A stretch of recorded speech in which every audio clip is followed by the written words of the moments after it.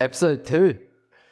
Episode 2 of the SJ's podcast titled I Last Weekend. All right, let's get stuck into it. First topic, of course, how's the body? Start with you.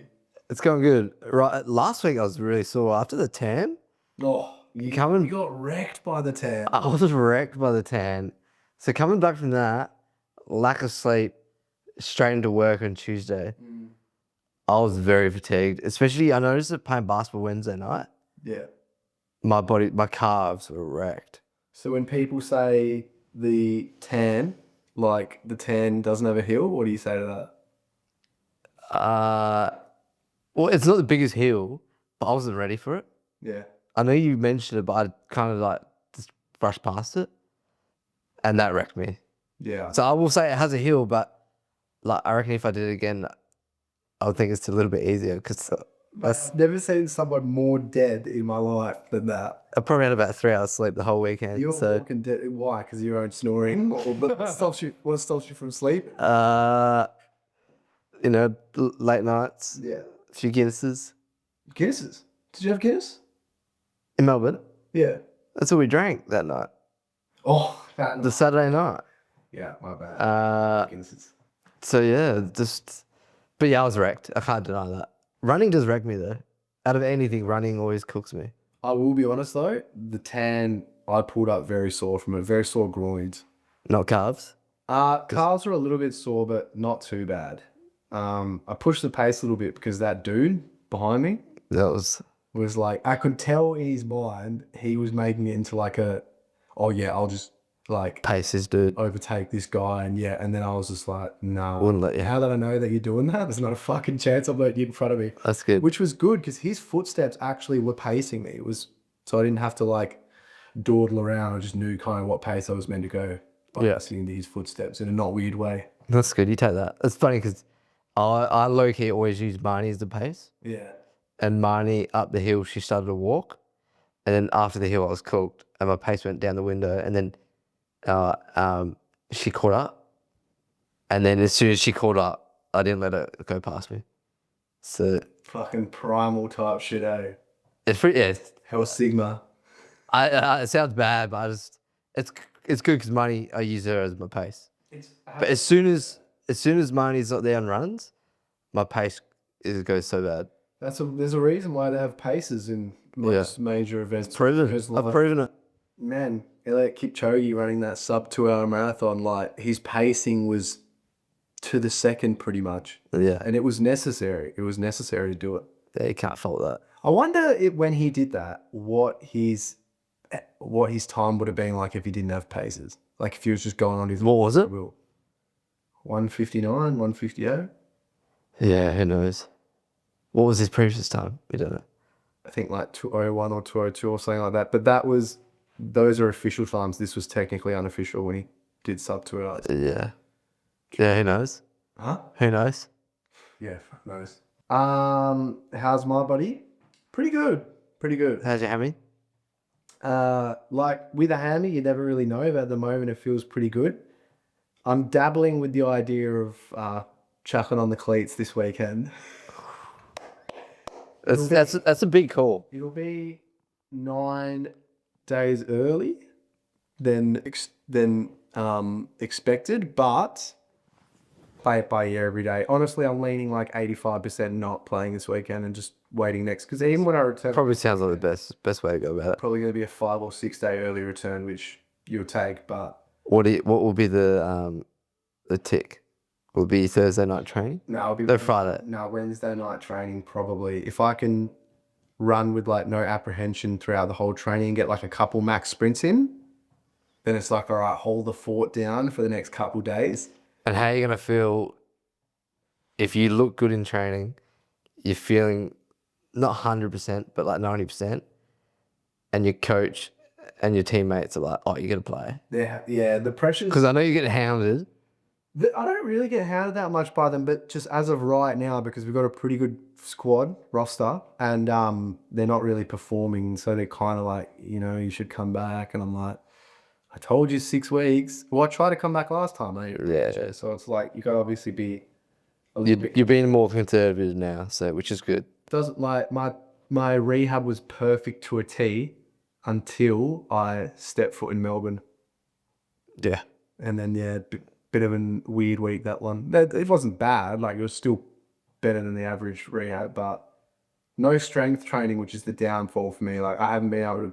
And a few liquid drinks. Yeah, a couple of cordials, but it's not really that's the strength, because I haven't been able to test the strength. Yeah. Like, I need to test that tonight after I've just been for a run. Yeah. But you're obviously not going to get any positive adaptations between now and Saturday in terms of strength, I believe. But it's just good to have that peace of mind, I guess. Wait and see. But yeah, that's good. Besides that, Well, this time next week on the pod, we'll know if whether you played or you're getting ready to lace up the boots for your first game of the season. But either way, I'm pretty keen. Who's this week? Pinjarra. In Penny? In Penny.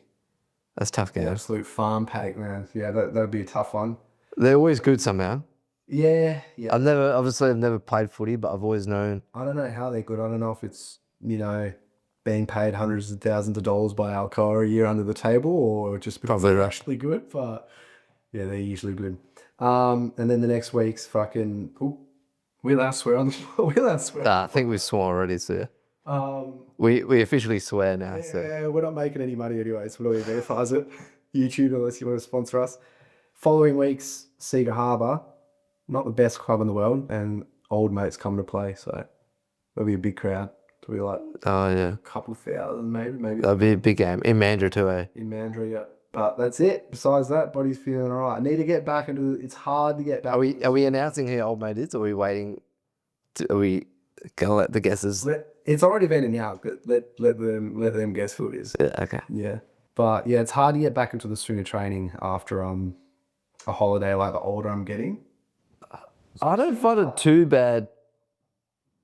Like training while I'm away, shocking. Yeah.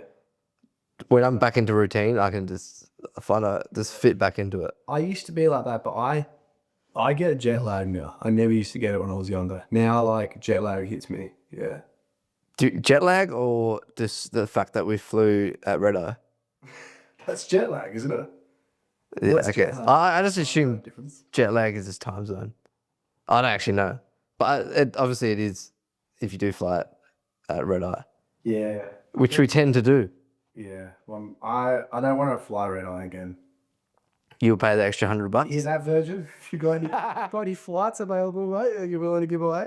Yeah, I'd rather pay 50, 60 more bucks. Yeah. And that's why I'm really grinding hard to get that extra 50, 60 bucks. Yeah. And I can fork out for flights. Well, mine for the red eye was actually like 200. Like there's $200 cheaper. Yeah, but you bought it like 4 seconds before you left. Yeah, it's still there. Yeah. I would rather save that 200, but I was pretty tired. Mate, this has... And then so I was really tired, and then we went to sleep that night at a reasonable time. But I believe you didn't really get much sleep that night because a certain someone, there's a bit of a pocket rocket. Where? The Wednesday you got home? Yeah, got to Melbourne, yeah. There's a bit of a pocket rocket in your ear. Shit's bit of tears, man. I fucking realised over the years I fucking hate people that snore. And what were you thinking when... the true definition of that. What were you thinking when I was snoring? Honestly... What did you want to do? I was just thinking in my head, is it worth waking up and messaging ChatGPT, checking up how much years I'll get from manslaughter? No, I didn't want to plead your head in hell badly because it was so... I got like 3 hours of sleep maybe. Yeah, and we went to bed at like 11. But the next night I didn't snore too bad. Where was I? I can't even remember. It was all a blur. Yeah, I don't really remember the nights, each nights, but that's it. We need to stop getting red eye flies, man. I remember I got this flight from Berlin to Slovenia. You don't usually fly into Slovenia because it's usually pretty expensive. But I got a flight from Berlin to there, but it stopped in Munich. Anyway, I got to Munich, and long story short, didn't get my next flight till 22 hours after that. Oh. And I was just in the airport. Like, That's didn't tough, go right? in a hotel, like... Did you treat yourself to food? Fine. Or were you that Nah. on a budget? I just literally... No, it wasn't on a budget. I had tons of money, but... I didn't know. They were literally like, we don't know when your next flight's going to be or whatever. And I was like, all right. And then just tried to sleep it out, I guess, for 22 hours. How many of those hours do you reckon you slept? Like 2, because you know when you sleep on an airport floor and your hips just on the floor? It's painful. Eh? Yeah, that, and when Would you rather do that again, or listen to me snore again for a night? I'd do that because I would work out something. I would work out the Munich airport floor. But you weren't allowed to spend money. Got a floor here. But you weren't allowed to spend money on like hotels or anything. Yeah, no dramas. I'll just figure something out. So you'd rather do that for 22 hours than 12 hours trying to sleep close to me? Well, do I get to put in earplugs next to you? No. Can I drink heaps of booze at the airport? No. I said you're not allowed. No. Well, I don't know, man. It's typical situations that You get a pillow and a blanket at the airport. I could make it work because I usually make my what do you call that stuff that you put bags in? What do you call that stuff that you put the clothes in and stuff like that when you're packing? Oh, cubes. Packing cubes. I could just put one of them under the hip and just work it out somehow, I reckon, at the airport. Yeah, respect. My longest airport layover is 12 hours. That was pretty bad, but Where was that? That's rookie numbers, man. 12 to 14 hours in Greece somewhere. Man, I go to the airport, just sit there for 14 hours sometimes. Yeah, The experience. I'm sure. Pay $18 for a pint. Oh, in Greece, airport's expensive. No, we didn't get anything. I'm saying I doubt you sit at the airport for 14 hours. Off your own back. Yeah. Last time I did that was Kuala Lumpur Airport, 14 hours to save about $70. It's good, eh? The things we do to save a few pennies a day. Yeah, but that's it. So our body's all right then, hey? Yeah. Not too bad. Long story short. Jump. Now, speaking of a long story short, we might get a little bit longer here. It depends what the go is, but one gorilla versus 100 dudes, who you got? Gorilla. I've got the gorilla, legit. Yeah. Yeah. Hands down. I've been a bit out of this thing that's been all over the internet the last few days or week, whatever, until my mate messaged us. Shout out Austin McAleese. He'll be listening to this. Shouts out. So I've been quite confused because all of a sudden I've just seen it everywhere. So where did it come from? When did it start? I caught wind of the idea or the premise of the idea, I reckon, like 3 or 4 weeks ago. I don't know where from, but I just saw it. But all I did was I saw it and I was like, oh, it's funny. Kept doing whatever. Only just this week, like the internet's just being bombarded with it. Like it's the biggest thing on the internet. Yeah. But yeah, I still think the gorilla. I'm going the gorilla, but it's hell funny because like at SJ's the other day, the girl's like, I'm so dumb. What is such a stupid thing? But Such a boyish thing. it's like, yeah, but if the gorilla, if you can use weapons, like how much time limit is there? Blah, blah, blah. Yeah, but that does change up. Do you get weapons? No.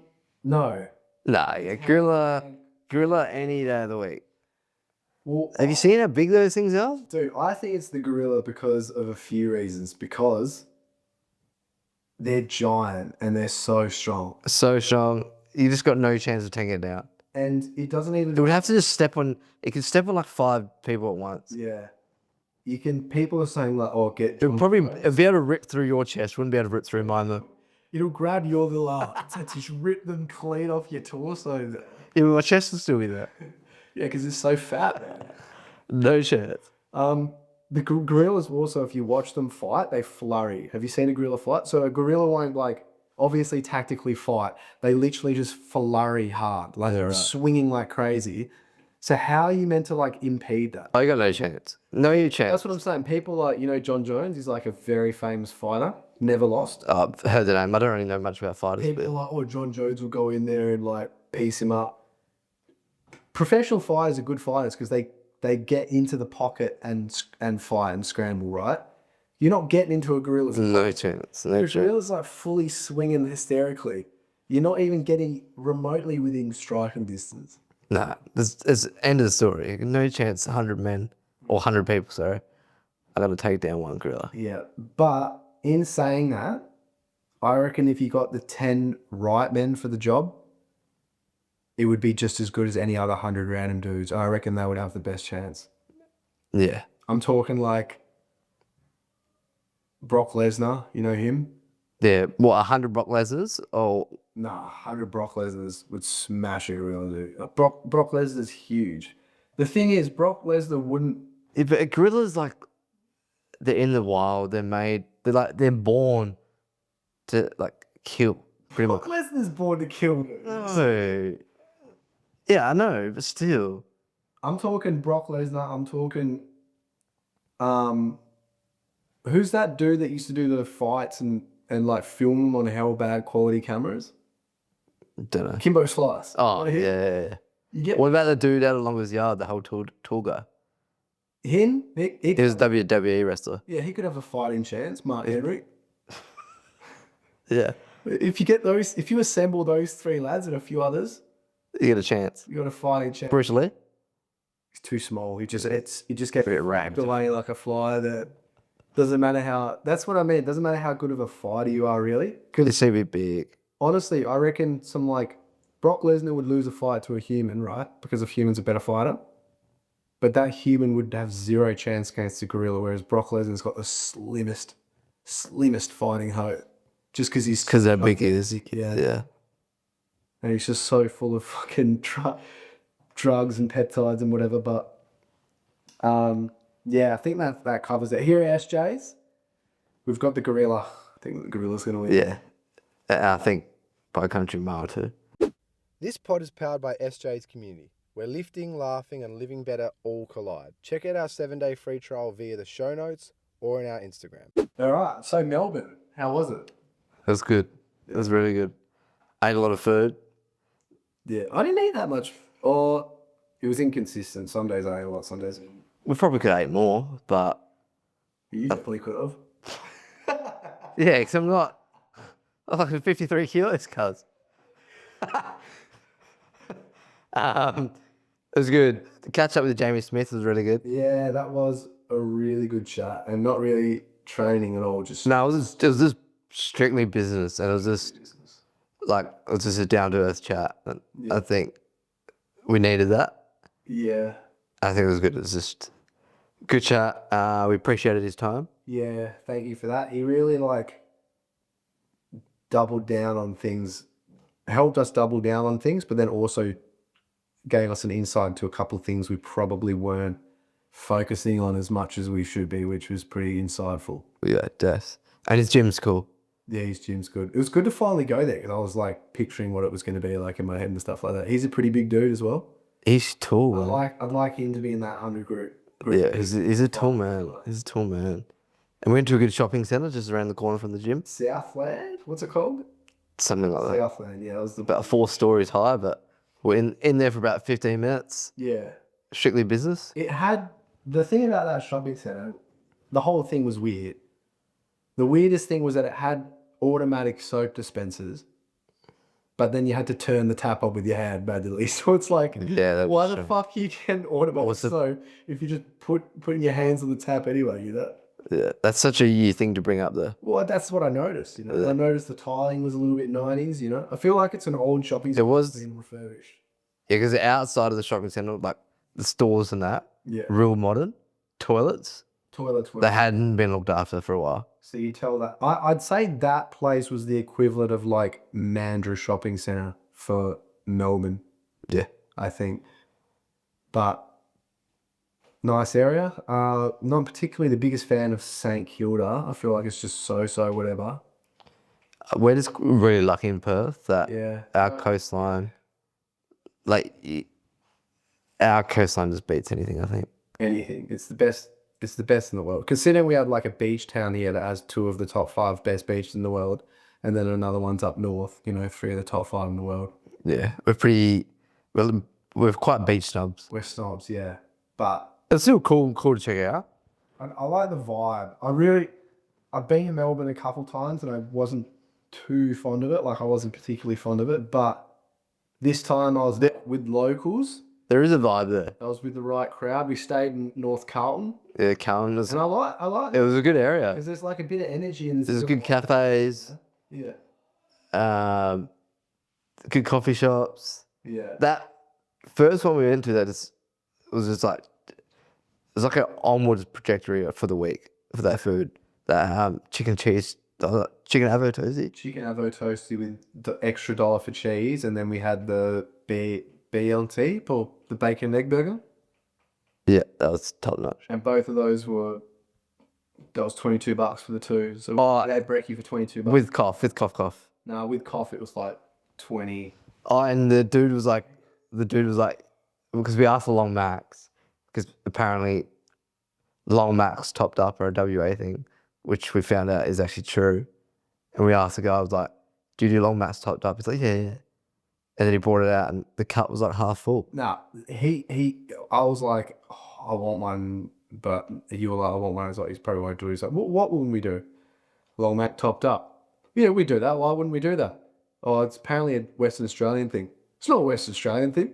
And I was like, all right, give us some there, please. And then what did you give us? It was just what a long mac is, which is pretty much just 2 shots in a cup like that big. With a tiny bit of milk. But it was only filled up like 3/4. Yeah. That set the precedent for Cough. cough. It was good cough. It's still really nice. It was really tasty, but he was a nice guy, but I feel like there's a good mixture in Melbourne of like really vibey, like interesting people, and then people that just sniff their own farts at any given opportunity, man. They'll just fart, just drop that head down there. Give it a whiff. Get as much of a whiff of that as possible. And I reckon half of them Perth. Yeah. There's a lot of people from Perth. Yeah.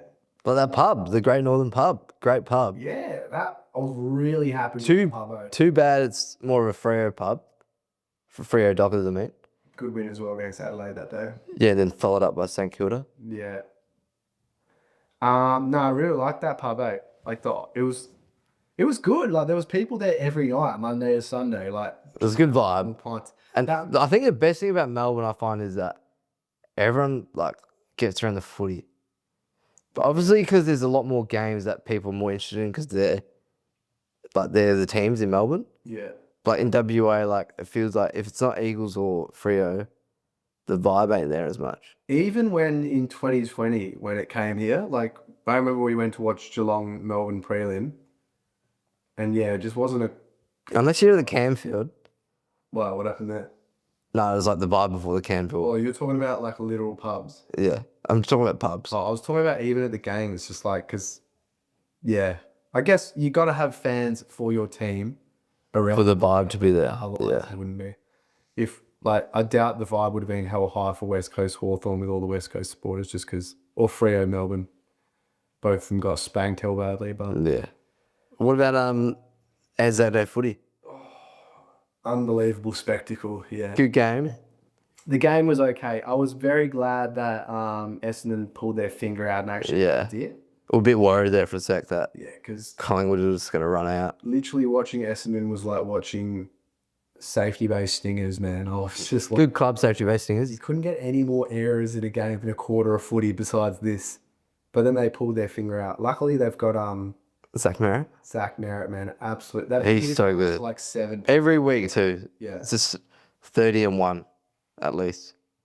Even that Bobby Hill goal, I've watched it back and like Merritt was so close to smothering that. He just had to do everything that game. He does that every week. Yeah. He does, yeah. That Bobby Hill goal, right, I'll put up if I can be bothered here, then I'll put up a video of it that I took. Was right in front of us. And he asked you for it? Yeah, he asked me for it, and he wasn't sending through properly, which is a bit annoying, but literally, like, I just saw bloke from Port Adelaide that went to Collingwood. Biggest signing of the off-season last year. Oh, Dan Houston. Yeah. I saw him, like, on the wing, loading up, and I was like, Bobby's due for something. He's due for something. Yeah. So I was like, I'll pull the phone out and record it. It was a good piece of footage. And you weren't really watching your phone, were you? No. I was just like... Like, you were watching them play and then... Just bang. Sick. It worked out. Maybe that's your second career choice. Photographer? Yeah. Videographer. Yeah, I should. That was good. That was worth the money, just seeing that in person. That was very crisp. It was a nice goal. It was the same pocket as Dom Sheeds. Yeah. Was it the same one? Same pocket, yeah. I was sitting in similar areas too. Where you? Yeah. For the West Coast ground, you were sitting behind that goal. I was sitting behind Dom Sheeds' puck. goal, yeah. Really? Yeah. Fuck, that's pretty cool. Yeah, it was really good. That's why I said it was Bobby Hill's second best goal I've seen in that moment. Yeah, fair enough. But no, it was good. It was pouring down, and We got soaked. We couldn't find any ponchos. yeah, I wasn't allowed to go home and get my jumper. My mates wouldn't let me, so just had to sit there Yeah, apparently. pissing down Ray the t-shirt short. Yeah, we got soaked. But no, it was good. And the jets, and like the fact that they just got like 6 fighter jets just flying over. I Like, flew over twice too. yeah, that must cost so much money. So much. But How much money would it cost for that?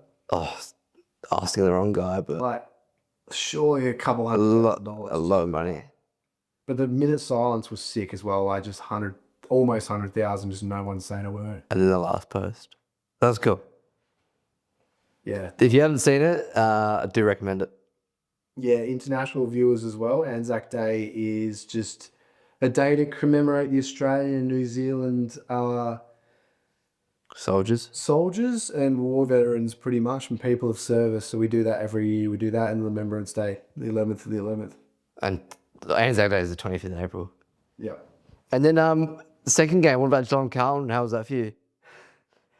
I woke up in Bentley. Is it Bentley? Bentley, yeah. And then my phone was really low on charge, really sporadic, but Sam told us he had tickets to the game. So caught a train from Bentley to Richmond. Was really excited. I was like, awesome, get to go to the footy, watch another game at the G because I love it. And then got to the MCC gate and the woman was not going to let me in because I had like a wind cheater on and no collar. And I was like, well, I'm from Perth. I didn't know. Well, like, what do you think I should do? She said, like, go get a collared shirt. And I was like, okay, no worries, whatever. Walked to the city because there was like, it was a Sunday. Yeah. So heaps of stuff was closed. I had to go to the city to the shops. Went to grab a collared shirt. You wouldn't believe how hard it is to find a collared shirt in the city. When you're actually looking for it. Yeah. Got one, went to the counter and my phone died. And then by that time, it was just like, too late. So Sam watched the footy. He had a pretty good time, eh? It was a really good game, must admit. Glad Carlton got up. Yeah.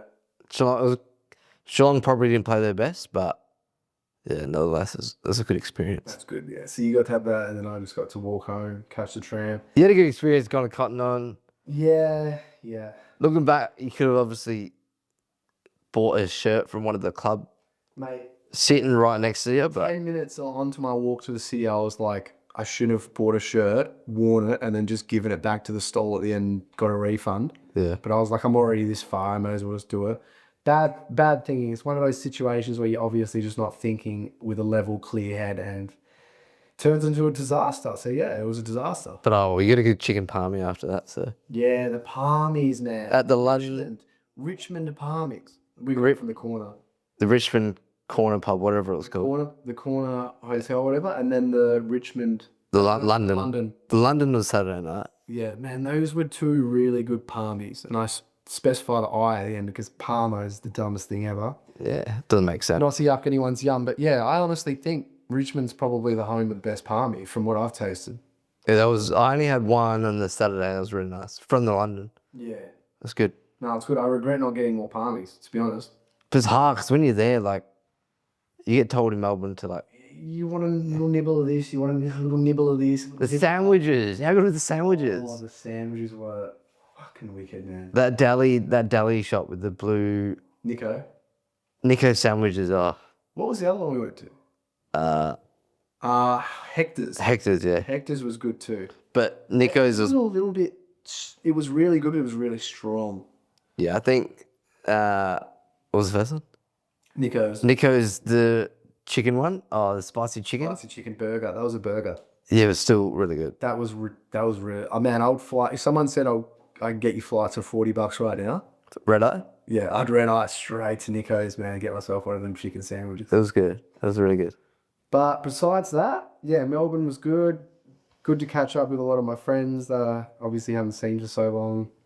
Shouts out to Aaron for letting us crash there. And how was Stawell? Well, it was obviously not Melbourne, 'cause it's outside of Melbourne. About that. It was good. Yeah, it was really good spectacle. I honestly went in completely over my head, didn't know what to expect.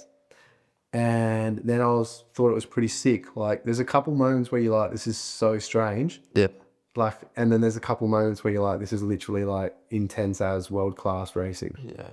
Yeah, South Gout, Kennedy. Didn't even make it past the semis, those two. Yeah, it's an interesting race, how it works.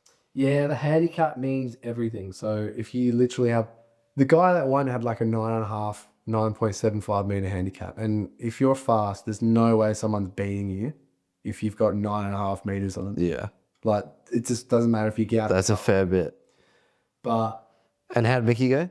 Enjoy the experience? Yeah, he did good. In his 100 meter, where he actually had an okay handicap, he came fourth, which is pretty good. That's good. Good effort. And fought for that fourth place. There's people were coming behind him. That's good. Well done, Mickey. Yeah, good stuff, Mickey. Congratulations. Considering like 8 months ago, he was literally a starter because he was a photographer for Stawell. And then he was like, oh, screw it, I'm just going to run in it next year. Oh, so he's actually done photography there? Yeah, that's where last year he did photography there. And then he was like, screw it, I'm going to run. And then within 8 months... That's sick. I didn't know he actually did photography for it. He did it this time. Yeah, no, I've seen that this year. Yeah. But I didn't know he actually did it the year before. Run and then quickly get to the media room, grab his camera and start taking photos again. That's sick. Busy man. Well done. He's a busy guy. He's got fingers in a couple of different places. Yeah. But yeah, no, it was good. And we stayed in Hall's Gap in the Grampians. So like there's cliffs. They're not really cliffs. I guess they're cliffs. And then obviously it goes into a valley and we stayed in the valley behind, like just on some bushland. So it was good sitting out there and like bird watching and just chilling. Nice. Yeah. And you got a bit of work done there, a bit of work.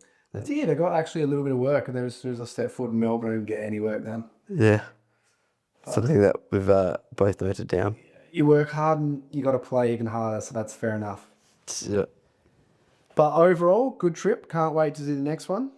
Potentially international. We'll see. But we'll see where we want it, where there's a bit of reciprocal love there, because I do love that. If you want us, just reach out. Anyone, whether it's business or at a personal level, you want me, just feel free to get in contact. A bit of reciprocal love wouldn't hurt.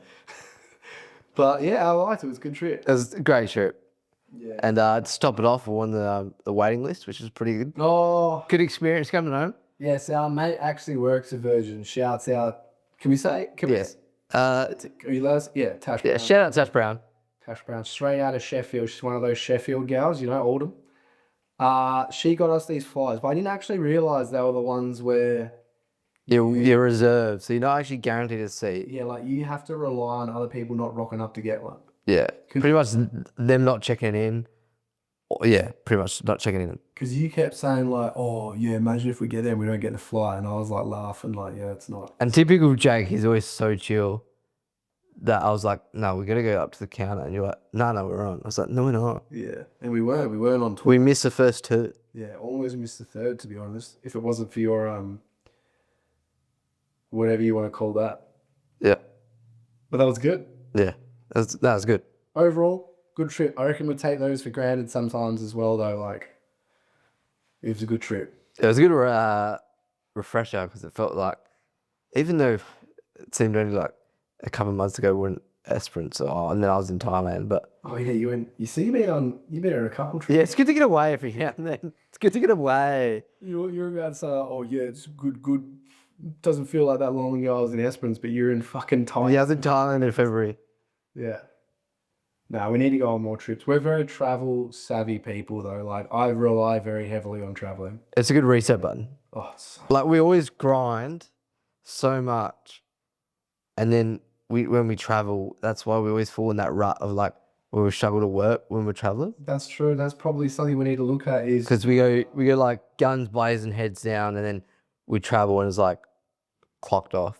We probably got to be a little bit more proactive, and then maybe doing the mahi first before getting the treat so that we can go. But that's something we need to work on, is working while we're away traveling. Yeah, agree. Yeah, definitely. But overall, good trip. Can't wait for the next one. A quick word from our sponsors, us, SJs. We train, talk shit, and help you move better. You can do the same by checking out our 7-day free trial in the show notes. We'll get into the nitty-gritty parts of the podcast. We talk a lot of shite. We also probably got to talk about our profession What is a hybrid athlete? Define a hybrid athlete. If you got about 10 seconds, go on Instagram and search up Alec Plenus. Oh yeah, he's a hybrid. That's probably the easiest way to paint your picture. Yeah, but without using a literal identity, like what's the definition? Well, the word gets thrown around a lot, and people talk about themselves being a hybrid athlete, and then like they go for a run, they strength train. But for me, like a proper hybrid athlete, like they're running Ks. They're running Ks? Like every week, like they're running a fair amount of Ks. Yeah, true. But what about sprinting and stuff? Oh yeah, Yeah. But and that, like, but I'm not someone who runs 4Ks and strength trains 3 times a week. Because obviously the last particularly year, the word hybrid athlete or that they train hybrid gets thrown around a lot. And I just don't think it gets the respect of what a true hybrid athlete It is. doesn't get the respect it deserves. Because I see people who like lift weights and then they're like, oh, I just did a 10. They're like, oh, I can do a 10K. Not mentioning that their 10K takes them like an hour and a half to do. And it's like, well, technically. Yeah, like a hybrid athlete, like they're quick, Yeah. but they're strong also. And they're also generally they're ripped as. Yeah, I want to set the record straight. I reckon the amount of hybrid athletes there actually are is drastically lower than what people think. Yeah. People that can actually walk the walk and talk the talk and do all these things. Yeah. But like, yeah, for me, if I think hybrid, I think of Alec Plenus. He's one crazy like motherfucker. And Yeah. he just does insane stuff where he'll go off his training and he'll just run a marathon on a treadmill. Yeah, his capacity is just stupid. Like he's so smart. got such a big capacity now. Like he can tolerate so much. And he's strong as like he'll run on heavy legs all the time. Yeah. And his times are quick. Maybe he's just like literally got those genetics where he's just so good. His recoverability is like so good. And he's vegan too. Is he vegan? Yeah. Fuck, that's hectic, man. Because that's even crazier. Yeah. Being vegan. But I'm 99% sure he's vegan. I mean, he can. It depends how long he's been vegan for as well. Because I remember when Ross Edgley, he's swimming around the UK, he was vegan at the time. Obviously prior to that, he wasn't. Obviously afterward, he was. During the race? Like when he did the swim? Yeah. No. Yeah, he was. He was vegan. Yeah, right. Yeah. Sure? Yeah, positive. Yeah, right.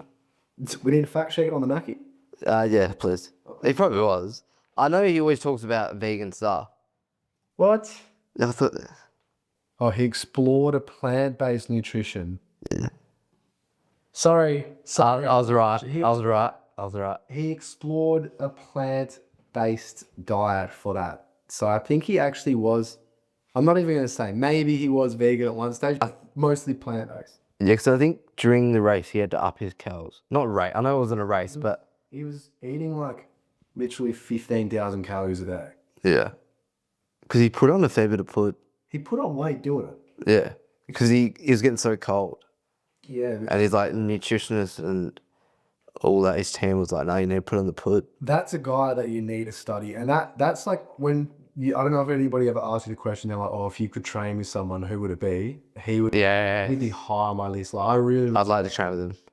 And he knows his stuff. He knows his stuff about sports science, but also like philosophically with like stoicism and stuff like that. He's like the definition of stoicism and just like get it done. Like he's doing something crazy now too, isn't he? He's swimming around Iceland. That's it. That's nuts. Shouts out to Ross Edgley. Yeah, mate, we would love to train with you one day, if ever given the opportunity. He used to live in he lived in Australia during lockdown. If you're ever in Perth or if we're in the UK, if we can link that up, that'd be great. You reckon I'm hybrid enough to keep up with him in anything? Oh, definitely not swimming. Not swimming. Dude, he swims literally like a dolphin.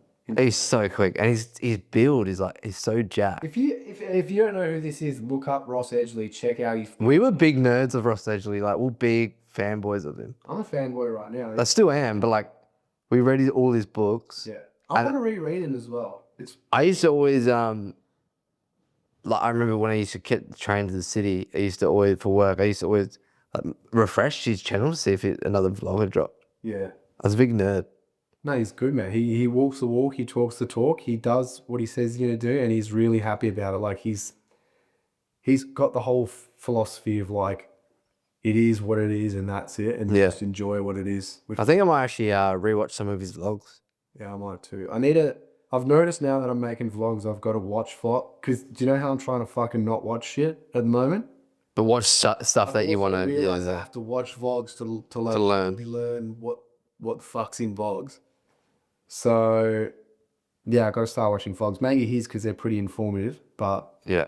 yeah, that's it. I reckon an hybrid athlete is just essentially someone who can perform any given task realistically that you ask them to do, not skill specific. Yeah, not skill. Yeah, because you can use Obviously, swimming's a skill. But I don't mean that. swimming's the big one. Obviously, not everyone swims, but If you ask Alec Blennis to pole vault, like obviously you probably can't do that because he's never done it before. But you can ask him to do perform any physical quality to like at least above average / elite level. I think above average, man. If you can swim above average, if you can run above average, cycle above average, like sprint, even though you're not elite in any of them, you're still a hybrid. Like you can do everything.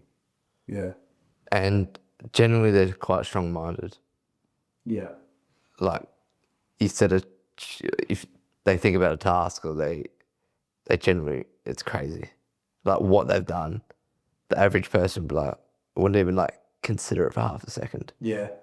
Whereas they'll break it down or whatever. But like, I want to move definitely into like hybrid athlete type shit after Type shit. playing sports. Yeah. I feel like I've done quite a bit of hybrid, like cycled 250 kilometers, like You've ran a fair bit. ran 30 kilometers every week for ages, like swam to Roto even though it wasn't on my own.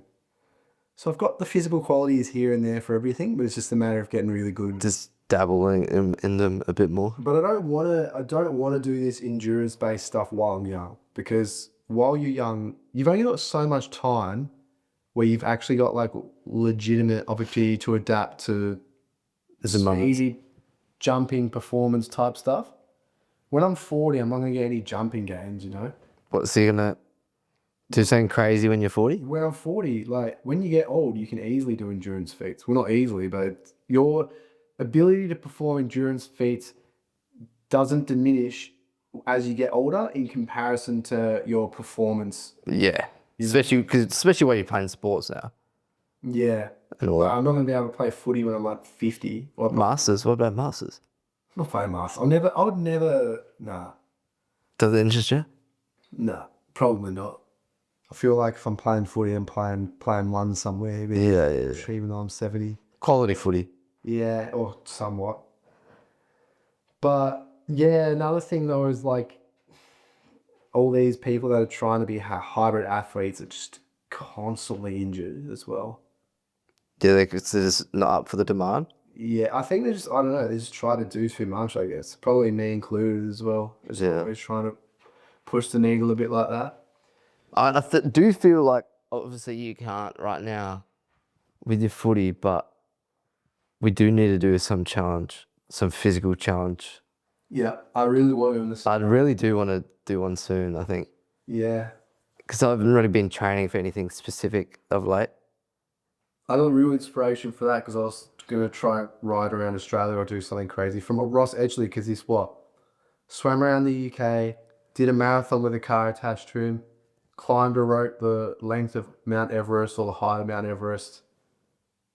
Crazy shit. Longest continuous swim ever.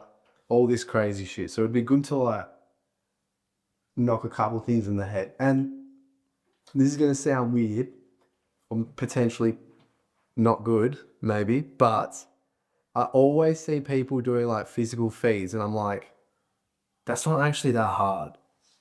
I know, but you got to think might be for them, yeah. But at the same time, like, Because everyone has a different, what's it called? Like, threshold. yeah, and what you consider to be hard. Obviously, Like generally speaking as well, I feel like a lot of the stuff people do, it's like, okay, I reckon everyone could oh yeah, everyone could do it. do it, yeah. Yeah, I do agree with that. If someone had a gun to your head and was like, you got to do this right now, you could do it with no training or anything. Sooner in Australia? Well, no one can do that. That is actually impossible, but someone will do it in like But you think 40 years. You think people would die? Yeah, they'd probably get eaten by a shark. We couldn't swim over the north. Yeah, you can. The north would get you. Yeah, unless you had like a shark tank somehow. But A lady did that.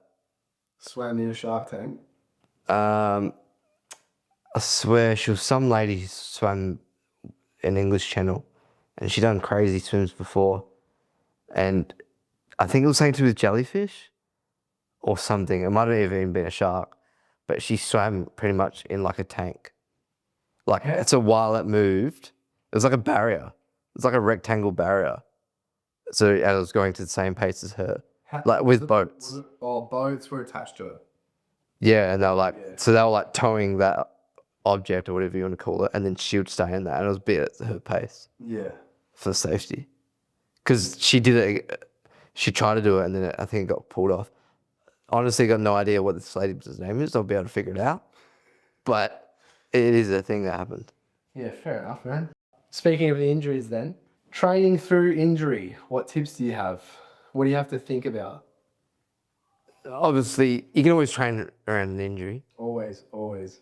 It just depends. There's never been an injury in my life where I haven't been able to train around it. Like, Some people can easily get put off, yeah, where obviously they just think that because a certain part's injured that they got to rest everywhere. But obviously, it just depends what it is. yeah, And you just got to, I can't think of the word, but just alter manipulate what you're doing. yeah, to cater towards what you can do. Yeah. I remember when I broke my leg. Maybe the first time or maybe the first time, and then I like went to the emergency. They were like, "Your leg's broken." I was like, awesome. Went home, woke up. I went home probably like midnight. Woke up at 7 a.m. Got my missus to give me a lift straight to the gym. Cause she was like, "You're a fucking idiot. Why are you going to the gym? Like your leg's broken." And I'm like, Well, sort of. "That's it. It's broken, man. It is what it is. Let's do the work." Did you do a good upper body session? I did like a lot of hanging, did some Z presses, maybe some chest press, like a lot of stable stuff. Yeah. But Yeah, you can always train around an injury. You just adapt. Just learn and adapt. that's it. Like literally simplest thing for people out there is like you've got an injury on your upper body, do a stable lower body session. You got an injury on your lower body, do some stable upper body. Like you can literally split it in half. It's in gyms now, there's so many machines, cables. You just got access to so many things where you can always train around an injury. Yeah. No matter what it is. And like say, you know, you've got an injured wrist and you can't really train your shoulders or anything like that. Who cares? Like, it doesn't matter if you can't, like, just give your shoulders a rest for like a small period until it feels good enough where you can figure out a way to manipulate exercises to work your shoulder. To just work on everything else. Yeah. Yeah. Agree. But yeah, and also you just, there's certain ways you can do things. So like, yeah, honestly, like for example, shoulders, if you break your wrist, you're not going to be able to do any like traditional shoulder exercises, but you can perform exercises on like a lateral raise machine without using your hand. Like you don't hold on to the handles. Yeah. Or something like that. Leg, you've broken your ankle from experience. You can still train your quads. You can still train your hamstrings on like a machine if it's not painful. Yeah. If it's painful. It's generally the easiest cue. If it's hurting, just maybe avoid that. Yeah, and if it's not hurting, it's like fucking bolt. Yeah. Exactly. And I think did you learn a fair bit through that with your injuries? Or do you training through injury? Yeah. Yeah, I learned a lot specifically about like not the scalability of pain, but like pain management and judgment. Yeah.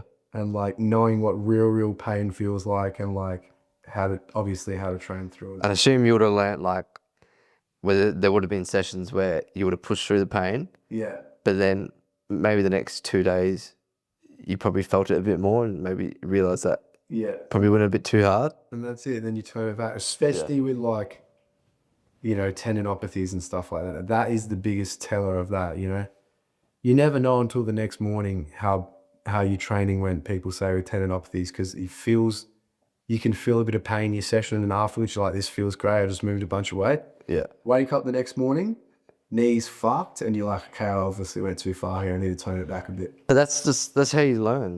This episode is powered by SJs, training, community, and everything in between for only $1 a day. Check out our free 7-day free trial now. All right, here's an interesting question I have.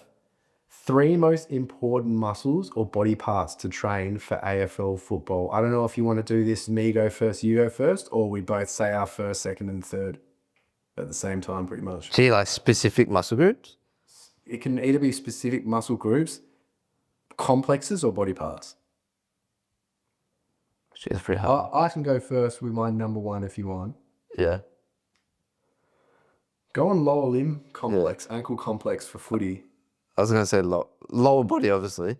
Yeah, of course, like Yeah, but more but it's more specific.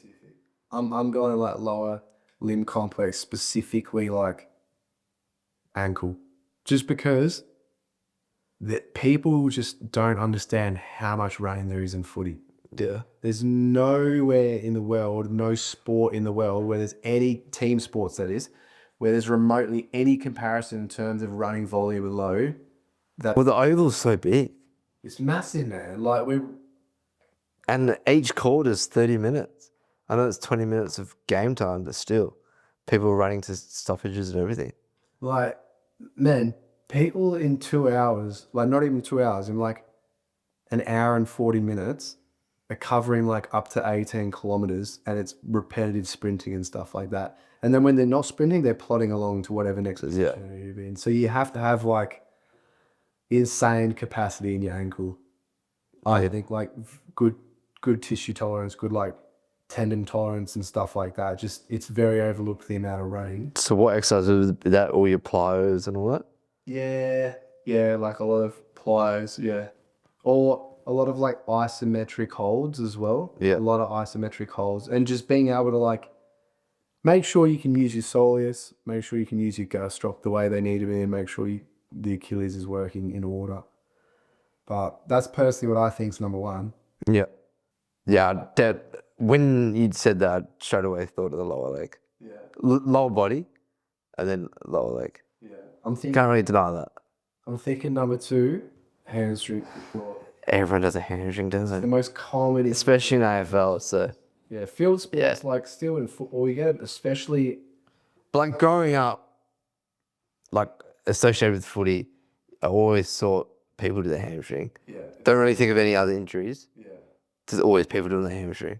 Such a common injury. Like, I was thinking that today, actually. Like, obviously people in soccer do their hamstring, but you don't hear of many hamstrings. No. They do them, but not the pros. You don't hear that much. Whereas in footy, the pros are constantly doing their hamstrings. Due to the demand of the sport and like what they're doing. There's so much repetitive sprinting, which is a problem already. Yeah. The difference between soccer and footy, I reckon, in terms of hamstring injuries is just that multi-plane movement. Like in football, you don't necessarily bend over that much in terms of soccer. Yeah, Whereas in footy, you're sprinting, constantly. you're bending over, and you're just putting so much stretch on You your got hammy. hamstring, and so much deceleration. Deceleration has an impact on hamstring as well. Yeah. So I reckon, hamstring would be the second most important, I reckon, and arguably probably most important. Yeah. Hamstrings in footy is so important. Like, you need to look at yourself. Yeah. I don't really want to mention it again, but I'm a victim of it. It was hell scary seeing how young dudes again, because I'm just like, fuck. They literally were conservative as. or Luke Shuey. Oh, Shuey's worse. We couldn't get on the park. Yeah, it's the last few years. It's just so unlucky. Like literal gun footballer, and just hamstring didn't let him finish his career properly. Yeah. Yeah. That's And- good worry. And then third, you obviously have to. You need to be strong upper body. Well, my third one would be shoulder complex. Yes.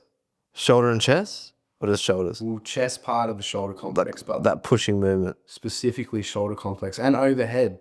Like pull-ups, underrated as I reckon for footy players. And any sport where your arms are overhead, I reckon pull up, go span pull-ups. You reckon? Yeah, volleyball, when you're like up this high, off balance, and you're slamming your arm back to hit that ball, you hit the ball hard. Everything there needs to be real strong. Yeah. Basketball as well, like you're going up for a dunk, there's an Is that why you're spamming weighted pull-ups right now? Weighted pull-ups and dips? I don't know why. No, I'm literally doing that just because I'm lazy. Because it's like in season, I'm focusing on lower body. I'm just doing whatever for the upper body. But yeah, I think shoulders would be my third key muscle group for footy. Not to say that those three are like way more important than others. Yeah. but just to say that those I reckon personally are the most important. Yeah. Yeah. I think you can't really deny that. But you Obviously, every muscle group's important. yeah, I mean, you can't go past like the groin. No. Like the groin's super important for footy. Can't go past like your core. If you don't have a good functioning core, you're doomed pretty much. Yeah. Yeah. Pretty much just need to be strong everywhere. Yeah, footy is It's a lot of demand on the body. Yeah. And you can't really neglect anything. you're basically like a runner, but you're playing like full contact sport, but you also have to have like insanely high change of direction abilities and stuff like that. But so much change direction. It'd be the most encapsulating of physical qualities of any sport. Do you have anything to add to that? No, I think you hit the nail on the head there. Jump. How about farm strong? What are your thoughts on farm strength? What do you mean farm strength? You never heard that term before? Farm strength? Farm strong? Farm strength, yeah. Just because farmers are always so strong? Yeah, it's like how farmers wouldn't be able to bench press 60 kilos, but they'll Oh, yeah. like a fucking 2-ton car. That's like your uncle. Like, you'll never see him in the gym, Yeah. but you could see him pull a boat out of the water. Yeah, pretty much. What are your thoughts on that? And I think my main point of this question is, how do you think that translates to sports, and is it important for sports? Obviously helps. But yeah, it always baffles me, like, how you see, like, particularly, I don't know, stereotypical older man that could be so strong, either like around the house, in the shed, but then it gets just like weight training and not moving anything. Yeah, I'd love to know like the mental philosophy behind it, like what part does that have to play? But yeah, I honestly think it has a lot of carryover sports, really. I feel like you see a lot of dudes that are hell strong in the gym that are just not strong in sports. There's like a term called basketball strong, which is used for basketball, that can be like laid out for every other sport. You can be like as strong as you want to be in the gym, but if that doesn't translate to the field or the court, like it's literally pointless. I've seen like 6 foot. Well, wasn't Kevin Durant? He like never was it Kevin Durant? He never. Allen Iverson never lifted weights. Yeah, but here's the. But you gotta be able to be good at your sport. That's number one. Yeah, you have to. That's the most important thing. Yeah, skill wise, and just everything. He's the epitome of basketball strong though. Like doesn't train in the gym at all, but is 6'1" and takes bodies when he's going into the paint of like. Just got that dob in him though. Was that part of it? That you got that? Yeah, I think I seriously think that, but they just don't. They just know how to. They're confident in their game. I think mentally is probably one of the biggest things.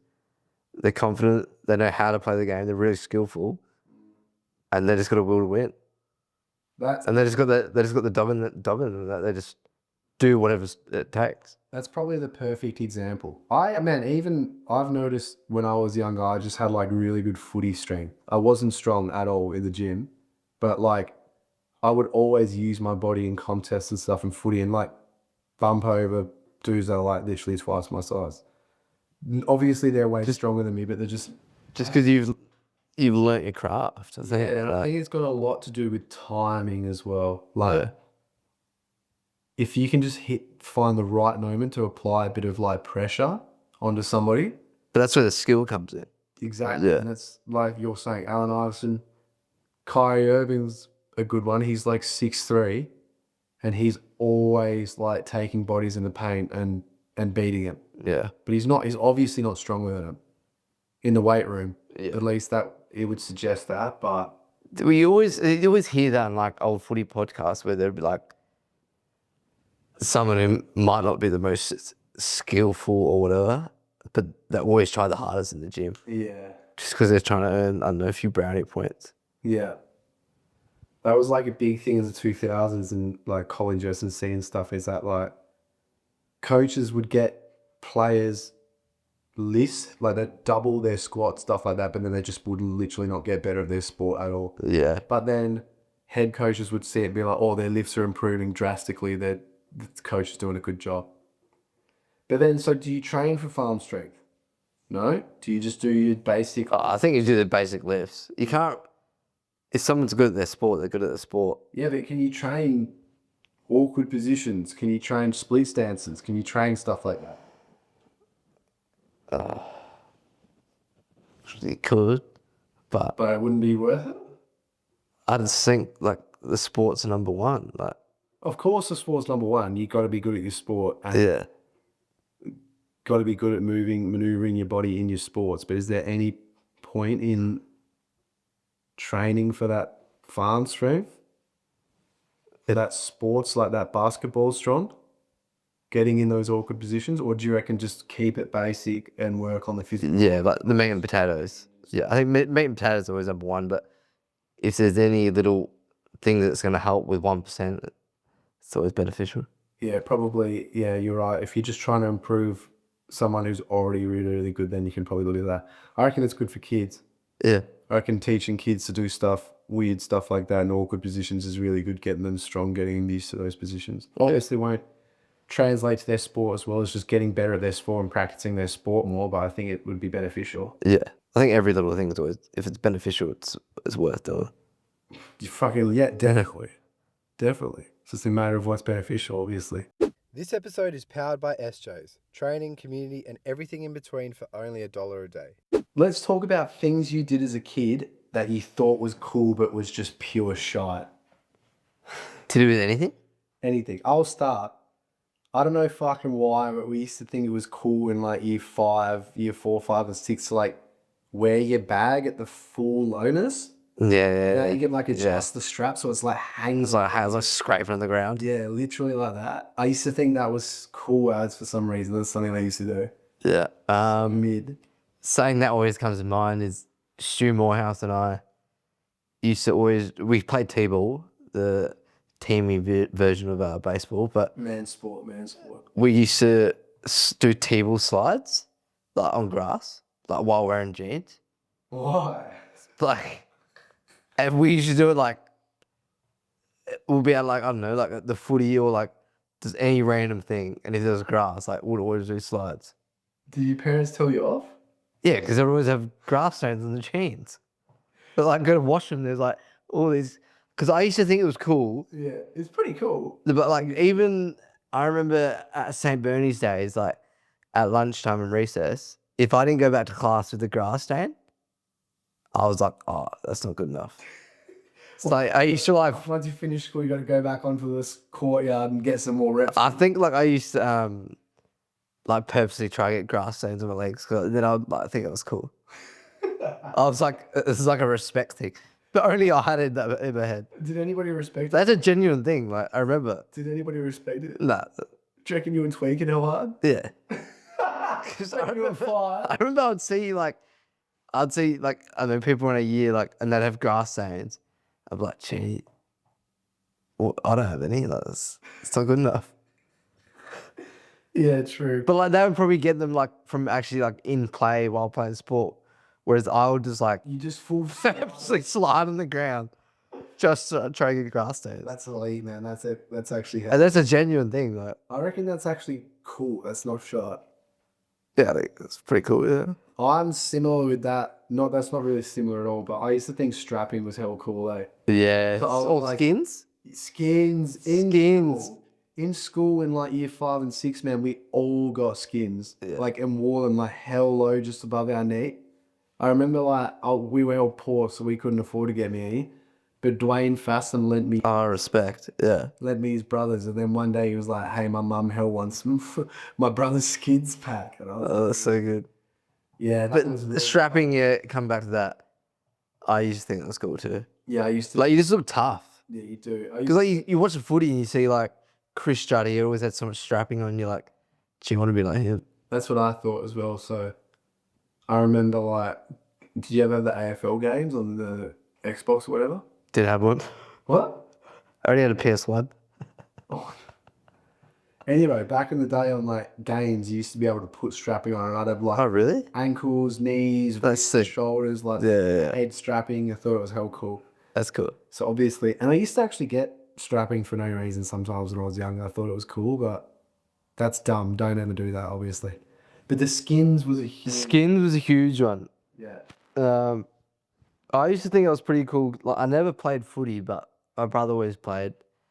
But every season I'll get a pair of footy boots Yeah. and I'll just wear them while he plays. Yeah. Like, I'd go kick the footy at like quarter time, half time, and like think I was hell good. Fuck. That's like when you see a coach wearing cleats saying they're not even doing anything. Yeah. They just want to have that feeling. Dude, one time in pre-primary, we had free dress at school. You wore the boots? Dude, I wore the cleats to sit. so I good. told Mum, I was like, oh yeah, I'm wearing this. She was like, you're not allowed to wear cleats to school. And I was like, yeah, I asked the teacher, said long G. That was He it? was walking around school in soccer cleats. That's so good. The Italian flag on him. That's so And good. the teacher saw him and was just like, what the fuck, man? And I was just like, Wouldn't be too hard. I got sent home. Did you? Yeah, you can't wear cleats at school, man. Sure, you wouldn't have been sent home. How old would you have been? What's pre-primary? You can't get sent home at pre-primary. Oh, you went to that school that came third in Eagles Cup, eh? Nah, this was in Perth. I was in Rocco till like year 3. Yeah, came third in Eagles Cup, but actually won the last game, the decider, comfortably as well. Yeah, and that was like, it was pretty much just the reverse in that season. It was like the main thing was first, and then the pre-season was afterwards. Yeah. So we won the Eagles Cup, and then you won that team Dave version thing. I don't know. I've heard the phrase "you're only as good as your last game," but I don't know if that's that applicable. Yeah. If you think that, But that was good. I've only got one to add for the pure shy stuff when you're a kid, and that's the snapbacks, flat caps. oh, I used to rock like a LA Lakers one for a bit there in year 7. I had Element. Yeah, I had an Element one too. And I traded once with Isaac Campo for his metal militia for a day. Rookie mistake. And then I came home and my mum was like, no, you got to get your hat back. Did you get it back? I did, yeah. I did. Good on him, shout. Yeah, shout out Isaac Campo. Good guy. Yeah, I used to think it was so fucking lame. I literally never did it, but I thought it was so lame. The Ray-Bans in The colourful ones. Oh. Them, and you had those jeans but everyone rolled them up to like 3/4. Like, they were past your knee, but they were like, everyone always rolled them up hell high. Maybe. I think they used to roll when I did wear Yeah. roll them up to like my mid-shin. That with the Ray-Bans and those rusty hats with the The spinner. spinner thing. Dude, that was so lame. That was peak. Like, when I turned to an hour, I'm like, I don't care how much of a loser I am. I'm just heaps glad I didn't do that when I was a kid, eh? You got to be respect for yourself. I don't know if I have it now, but I did then. Yeah, that's it for me. Any more for you? Nah, I think I've topped it there. Yeah, so I reckon the coolest way to wear a bag now, though, is literally strapped fully. It's fully on the back. Like tight ads. Tight ass, yeah. Leaving no room, no margin for error. So it depends what bag it is for me. Generally, the only time I use a backpack is when I'm traveling. Yeah, and you keep it strapped up? Not all the way tight. If I'm walking for a while, I will. Like I'll do the one around the waist too. The waist? The waist one is goated. It's Yeah. cool. It just feels good. Yeah. But yeah, I do agree with that. Tighter is better than looser. Tight. I really like the tightness, yeah. It just feels good. Yeah, definitely. And when you're like strapped for movement and you have to have it tight, like when I did that for 4 months away or whatever, I had the big backpacker's backpack on the back. I had the front backpack. You feel good, eh? And then I had the tote bag. And then I had like one of those, what do you call those things? Carabiners with like teddies and pillows attached to it. So I was like fully walking around. Did you feel good leaving the hostel? Like, did you feel like you were that guy? Nah, I felt like a fucking loser there. I felt like I had all my worldly possessions on me at one time. I had like pillows. I ripped holes in the pillows and put carabiners with them like a plush toy. Respect. Yeah. But you had to keep that thing strapped on you. But what's the best bag? What's the most goated bag in your humble opinion? The Osprey. Oh, that bag? Yeah, my travel bag. It's carry-on. Yeah. And I went 4 months traveling, carry-on, never had to pay for luggage. So are you saying... And I'll continue to do that now, even... So you're saying like backpacks are the most goated? Oh, like I thought you were talking about brands. Yeah, I think they're good. Yeah, they're my favorite. Because honestly, I collect fucking tote bags, really, but I don't think they're that functional of a bag. Yeah, they're good. Because They're good for the day to day, and I think when you go traveling, if you're not using them for the flight, they're essential to pack in your backpack. They have to. Yeah, I've recently just started doing that you got to, because then like for your day you bags. leave all your stuff in your room, and then you've got like a nice compact bag that you can carry around, like your books, your laptop, like food, whatever, water bottle. But yeah, I think does a backpack is goated. I think it's goated as well, but it's got to be the right backpack. I reckon a lot of them. Yeah. Do you do the bum bag when you travel? Yeah, but I put it under my pads, which is why I've never been mobbed before, because like it looks like I don't have anything, but I've actually got that thing strapped on me right above my groin. Respect. Anytime, as soon as I step foot outside of this country, You've got it there. that doesn't leave my upper groin until I. What's in it? Just cash? It's my cards, cash, passport, and phone. I put my phone in there as well. No. Are you that guy that when you travel, your passport's on you all the time? Yeah, usually, because I'm like, yeah, I'm a worried traveler. Like I freak out when I leave Yeah, everyone and is. stuff, because I'm like, I grab, grab everything. I'm like, do I have my phone? Do I have my What about? So that's why I keep everything in that fanny pack always on my waist, because I'm like, okay, Well, it makes sense because you left your water bottle at the tram in Melbourne. left my water bottle on the tram in Melbourne. Yeah, Yeah. that's because we almost missed our stop. Yeah, we had to get off. But that was pretty shattering. That was a good water bottle that lasted a long time too. Smash. It was was it a Smashies? Smash it. Smash. Great shouts out. Great brand. Produced some quality stuff over the years. Robots are running marathons at the moment. I've seen that. Yeah. Pretty weird. Very weird. So weird. Clarification, half marathons. But still, imagine like you've been training for a half marathon. And you fucking see a robot just roll past. I think I would tackle that thing. I think I would tackle it on. Like I would take it on. Like, So, yeah, 21 humanoid robots race alongside the runners around the 20K half marathon course in Beijing, China. Some of the robots that took part were as short as 3'9". oh, they would have been able to take it on. Dude, where would you tackle it? Like, talk me through, like, your thought process. Well, I wouldn't want to exert myself too much, considering I'll be running. Either like try to trip it up, so it just hits the deck. Like, foot in front and then pull it from the back. Like, Yeah. And then, or just like a good tackle from the back. And like holding the ball, Legs or arms? Are you grabbing arms? grabbing the hips, like the hip area.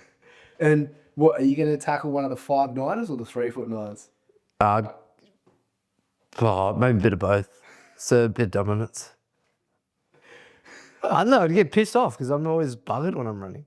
What, you get pissed off because you see a robot, but then Nah, I do, like, I know it's they're not weird. sentient beings, like they don't feel. Still though, the person controlling it, or whoever made it, it's like, Yeah, well, go tackle them. what's the robot getting out of it?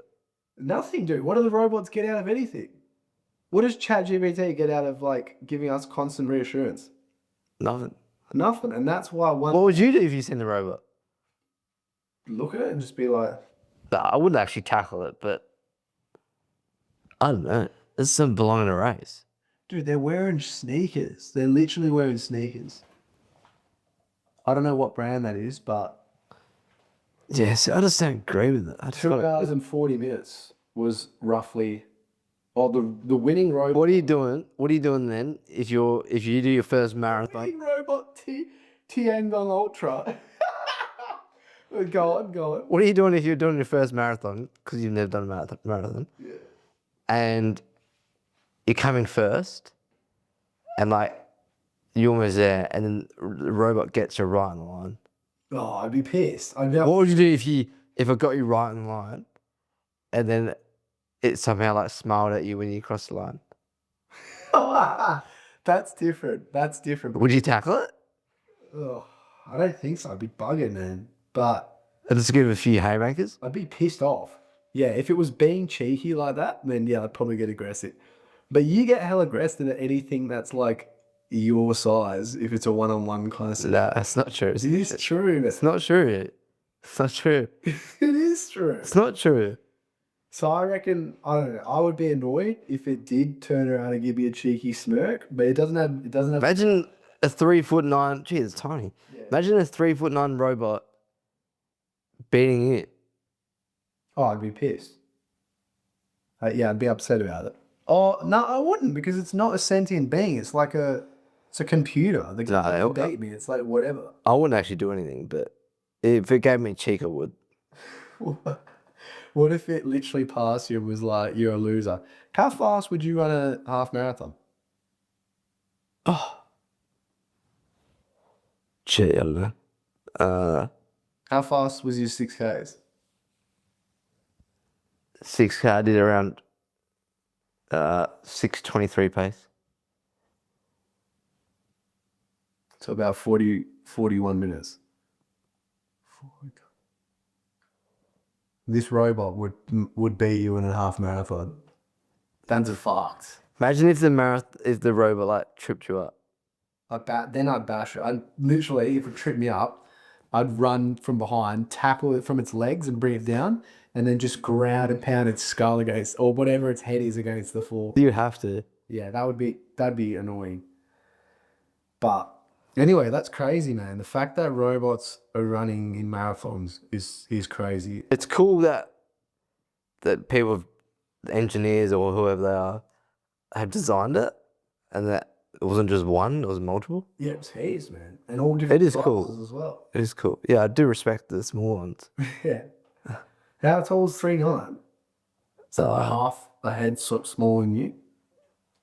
Yeah, I'm 4'3", Yeah, so probably there. that's pretty interesting. Jump. Got some fan questions here, so we'll jump into the fan questions. Question 1. Would you rather max squat or do a 2-kilometer time trial every Monday for a year? Oh, that's tough. Yeah, that's I think max squat. not me. No way. That would cook you, I reckon.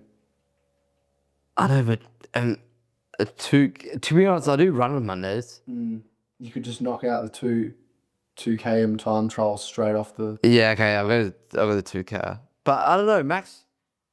Dude, you take a week to recover from your max squat probably, and then you got to max squat again.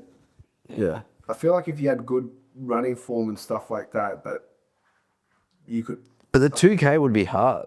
Oh, it'd be fucking hard. Have you done 2K? Not a Fucking terrible. not a time trial. Terrible.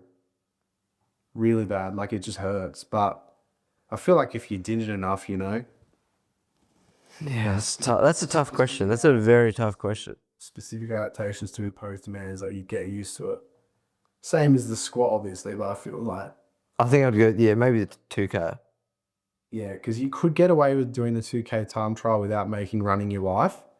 Whereas if you had to do a 1RM squat every Monday, like, you'd have to really make that a big facet of your Big life. part of your life. Yeah, couldn't just get away with not squatting. You'd probably hurt yourself. But yeah, I agree. Okay, question 2. How would you adjust diet and exercise if you had to change from moving all day to do a sedentary job? Up until now, I had 4 gym days spread out over the week. Now I only have Thursday to Sunday. So basically they're saying they've just started a sedentary job and they used to have 4 gym days spread out throughout the week, and now they only have Thursday to Sunday to train. You go on an upper lower split, for sure.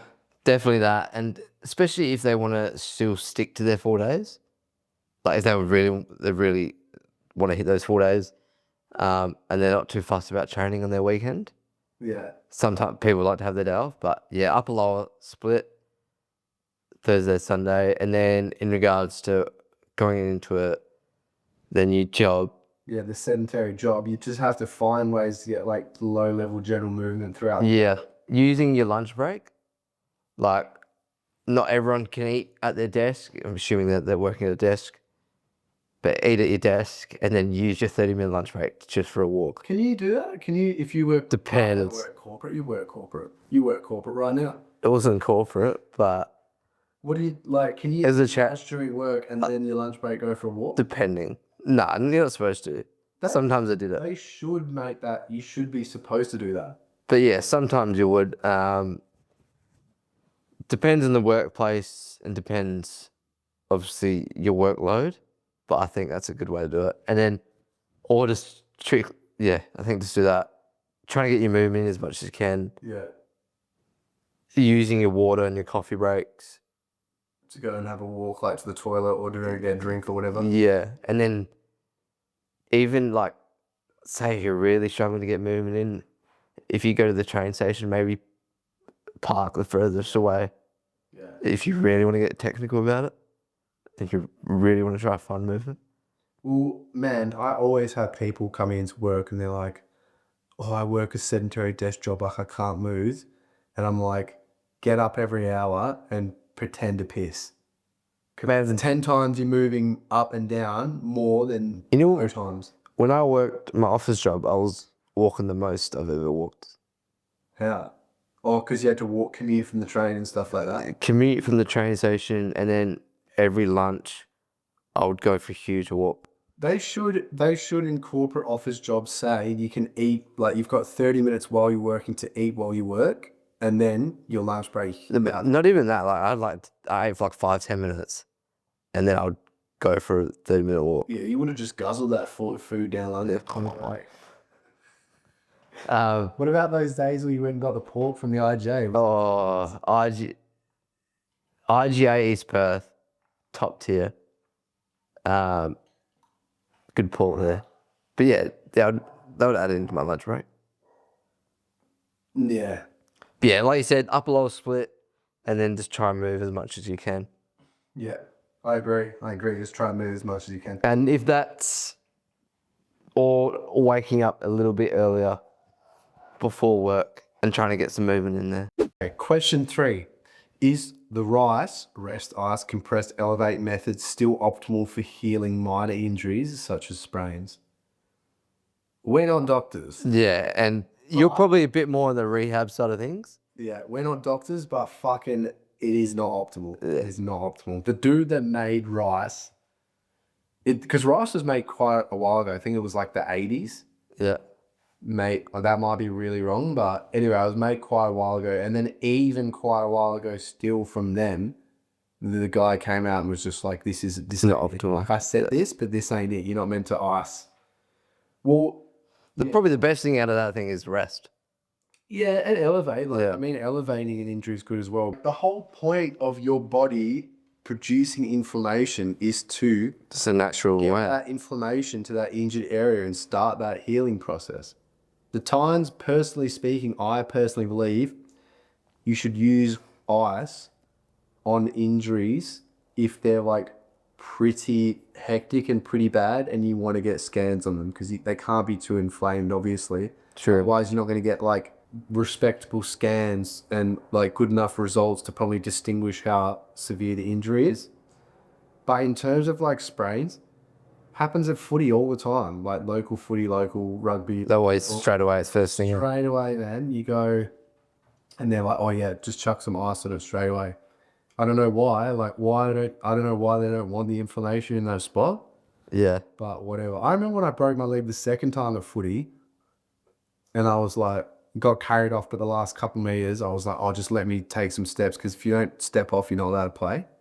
I thought I might be a chance.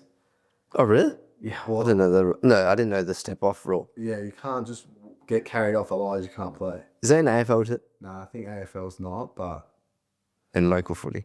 in local footy. And then I got off and I was like to the coach, he's like, you're right. And I was like, just give us a nil and have a quick walk. Just pulled my fucking boot off and my ankle was like 40 meters big. Then I was like, nah, I'm done. And this old codger came up and was like, yeah, if you just put some ice on that, you'll be good for next week. And I was just like, what the fuck, eh? Had to drive myself 2.5 hours across. I remember giving you a call with that. I just called you up, like, what are you doing? You're like, I was driving to the hospital, broke my ankle. I was like, oh, nice. Yeah, I remember calling the missus and just being like, broke my ankle. And she wasn't even surprised. She was just like, sick, you coming home for dinner? And I was like, yeah, probably after this. But anyway, long story short, no, it's not. It's not adequate or optimal to ice sprains and light injuries, or any injuries for that matter, besides whether you want to get like accurate scans in it. Personally, not a doctor, but that's just what I think. In terms of like the actual, Because in footy and that, like, you generally don't see ice as much, I find. No, you don't anymore. But Like, you used to, I remember growing up, you always see people with ice. Yeah. You still see it. you still see it in basketball and stuff a lot now. Oh, really?